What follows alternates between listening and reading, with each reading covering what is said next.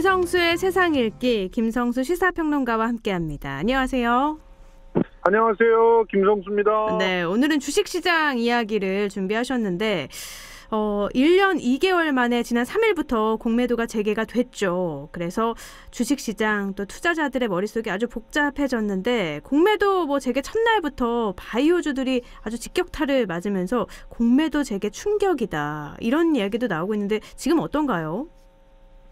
예, 하루가 지나고 나면서 그 충격은 좀 회복이 된 것 같습니다. 네. 그러니까 바로 반등하는 분위기를 갖다 보여줬는데요. 네. 실제로 그 반등을 이끈 것은 여전히 개미 투자자들이거든요. 네. 그러니까 결국 열심히 개미 투자자들이 우리 주식 시장을 떠받쳐서 그래서 코스피 지수를 갖다 올려놓고 개별 종목들을 올려놓은 상황에서 네. 공매도가 14개월 만에 다시 재개가 되면서 역시 외국인들이 주요 종목들을 떨어뜨려 놓고 그리고 그걸 다시 또 우리 개미 투자자들이 받아서 반등해서 올라가는 그런 모습을 보여주고 있거든요. 네네. 그래서 이 부분에 대해서 개미 투자자들의 불만 또 공포 이런 것들은 계속적으로 남아있는 상황이고 그리고 또 이 변동세에 대해서 상당히 좀 비관적인 그런 모습들로 불만을 터뜨리고 있는 게 사실입니다. 그런데 전문가들은 이런 현상들에 대해서 그렇게 부정적으로만 또 보고 있지는 않거든요. 네. 사실 공매도라고 하는 제도를 전 세계적으로 이렇게 많이 운영하고 있는 이유가 있습니다. 그것은 상대적으로 굉장히 거품이 끼어 있는 그런 시장이 형성되었을 경우 그 거품을 공매도로 인해서 좀 뽑아낼 수 있다는 것이거든요. 네.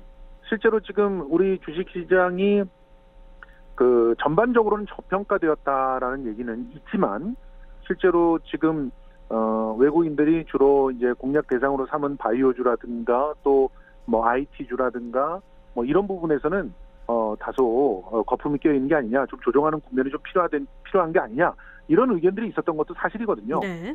그래서 이제 그런 부분들의 거품이 빠지는 현상으로 봐야 되는 거 아니냐 이런 전문가들의 의견도 있어서 이 부분들에 대해서 이제 서로 이제 첨예하게 좀 논쟁이 벌어지고 있는 그런 상황이라고 볼 수 있습니다. 그럼 지금 공매도의 개념부터 다시 한번 짚고 넘어가죠. 예, 공매도라고 하는 것은 한마디로 주식을 빌려가지고요. 네. 먼저 매도를 하는 겁니다. 네. 이 개념을 쉽게 설명하면 우리 사회자께서 아주 우량 주식을 갖고 있다고 하면 네. 제가 그 사회자께 그 주식을 갖다가 100주만 저한테 빌려주세요 이렇게 제안을 하는 거죠. 네. 그러면 단기적으로 그 주식을 갖다가 운용할 생각이 없었던 사람은 기한을 대충 정해놓고 빌려줄 수가 있겠죠. 그리고 또 이자나 이런 것들도 챙겨준다고 하면은 너무 좋은 일 아니겠습니까? 네. 그런 상태로 주식을 빌린 다음에 그것을 장에서 매도를 하는 건데 하락세가 점쳐지고 있는 종목일 경우 이렇게 매도를 하게 되면 그 하락세가 더 가파라지겠죠. 네. 그렇게 완전히 하락을 한 상태에서 자기가 수익은 이렇게 돈은 쥐고 있으니까 그 돈으로 그 저점에 있는 주식을 구매를 합니다. 네. 그리고 이제 저한테 빌려주셨으니까 우리 사회자께 네. 100주를 다시 돌려드리고 네. 이자도 쳐드리고 그래도 저한테는 돈이 남잖아요. 네. 이런 상황이 벌어지는 거예요. 그래서 공매도는 사실 이렇게 기관이나 외국인 특히 또 자본이 충분히 있는 그런 대형 개미들 같은 경우는 공매도를 통해서 수익을 하장세, 그러니까 하락세의 장에서도 수익을 챙길 수가 있는. 네. 그래서 상승세장이나 하락세장이나 모두 수익을 챙길 수 있는 그런 양수겸장의 무기를 안게 된다는 측면에서 네. 굉장히 행복한 것이고 대신 이제 개미 투자자들의 입장에서는 상승장 이외에서는 돈을 벌 수가 없잖아요. 그렇죠. 하락장이 더 가팔라지니까 속수무책으로 당할 수밖에 없지 않습니까? 네. 네, 그런 측면에서 손해를 볼 수밖에 없는 상황이어서 이 부분에 대한 문제 제기를 하고 있습니다. 그렇지만 아까도 말씀드린 것처럼 일정한 거품이 끼어 있을 때는 네. 그 거품을 미리 빼게 해주기 때문에 폭락하는 그런 종목을 만들지 않습니다. 네. 그래서 폭락하는 종목들을 통해서 정말 아주 그야말로 쪽박을 찰 수도 있는 네. 그런 개미들은 이런 거품 빼기에 의해서 좀 구제받을 수 있다라고 하는 그런 장점을 이제 그 기관과 또 그리고 전문가들은 설득을 하고 있는데 정부에서도 역시 그런 네. 부분을 설명을 하고 있는데 개미들은 그렇게 생각하지 않는 것이죠. 그러니까 이런 장점들도 물론 있지만 개미 투자자들은 속수무책으로 그냥 당할 수밖에 없기 때문에 이게 공매도를 재개하는 걸 반대했던 거잖아요. 그렇죠. 그래서 네 번째 시도 만에 시행이 된 거죠. 맞습니다. 지금 뭐 4번 시도 만에 시행된 걸 가지고 뭐 정치적인 이유가 있다는 등 뭐 이런 얘기들이 좀 나오고 있는데 네. 뭐 사실은 그 주식 시장이 그 하락하는 그런 상황을 공매도가 만들어내니까 정치인들이 그렇게 공매도의 현상을 좋아하지는 않겠죠. 그렇지만 실제로 그 공매도를 통해서 전면적인 어떤 거품 빼기가 진행되고 있는 것을 전문가들은 긍정적으로 보고 외국인들 같은 경우는요. 네. 공매도 제도가 없는 주식시장은 아예 안 들어가는 곳 사람들도 굉장히 많아요. 아, 그렇군요. 예, 언제 어디서 폭락을 할지 모르기 때문에 공매도 제도가 있어야 또 자기가 떨어질 때도 그 수익을 챙길 수 있어서 그 손해를 좀 줄일 수 있지 않습니까? 네. 그런 안정적인 장을 외국인들은 좋아하기 마련이죠. 그래서 우리가 이제 특히 공매도 제도를 외국인들에게 전격적으로 시도했던 게 98년도 IMF 때였거든요. 네.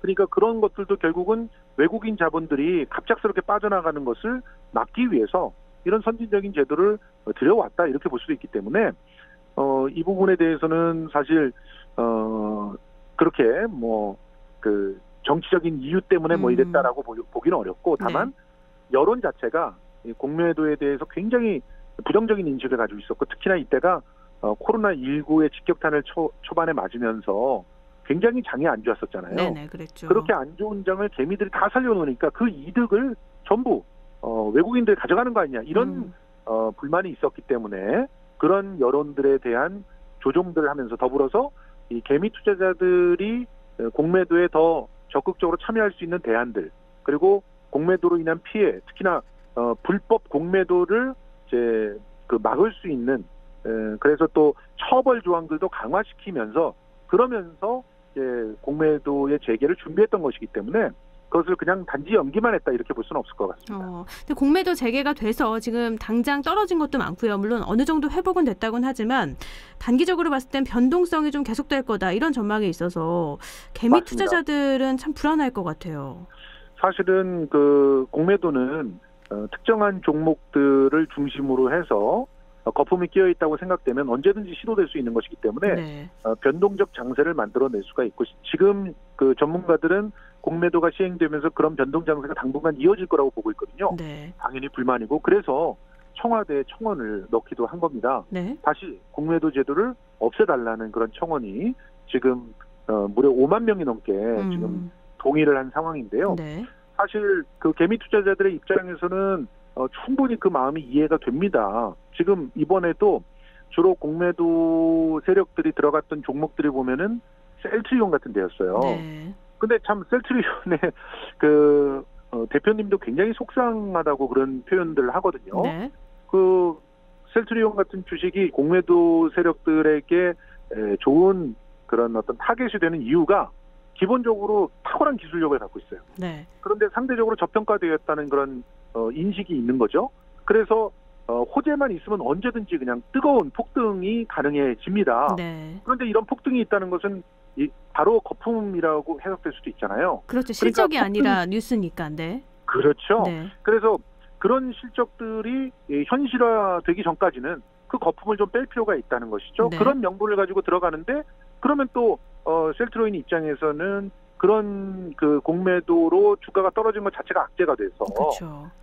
결국은 안정적인 투자를 하기가 어려워지는 그런 상황들도 벌어지게 되니까 그래서 속상한 그런 상황들을 표현을 하는 것이고 그 셀트리온 같은 그런 주식들을 그 민족 대장주 뭐 이렇게 또 인식하시는 개미들도 있거든요. 네. 그래서 우리가 코로나19 이후 시대를 열기 위해서는 이런 종목들에 좀 더 폭넓은 투자가 돼야 된다고 생각하는 그런 분들은 속상한 그런 상황이 만들어져서 그래서 이렇게 더욱더 갈등이 지속되고 있는 것이죠. 근데 공매도 재개 이후에 워낙에 이제 주식시장이 좀 유동성이 커지니까 암호화폐로 또 옮겨가는 분들도 많은 것 같아요. 이거는 굉장히 부정적인 하나의 방향이라고 볼 수 있습니다. 네. 사실 우리나라의 부동산이 왜 이렇게 돈이 많이 몰리고 있는가? 여러 가지 원인들이 있지만 주식시장의 신뢰도가 낮아서 그렇다는 분석도 상당히 설득력이 있거든요. 네.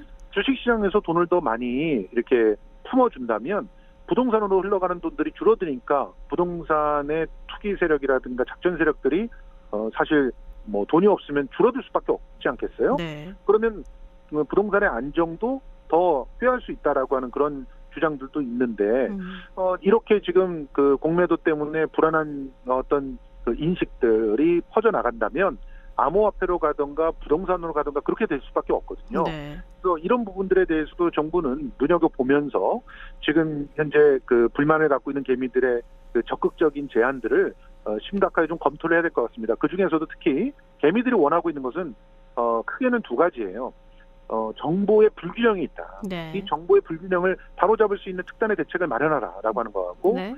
불법 공매도가 있을 때 사전에 적발할 수 있는 시스템을 제발 좀 만들어달라. 네. 이건데 어렵지만 노력하면 될 수 있는 대안들인데 빨리 좀 그 대책들을 만들어 줬으면 좋겠습니다. 그 대책들은 정말 빨리 좀 마련돼야 될 것 같은데 오늘은 여기까지 듣죠. 네, 오늘 네. 말씀 고맙습니다. 네. 고맙습니다. 네. 네, 오늘 공매도 재개 이슈에 대해서 김성수 시사평론가와 얘기 나눠봤습니다.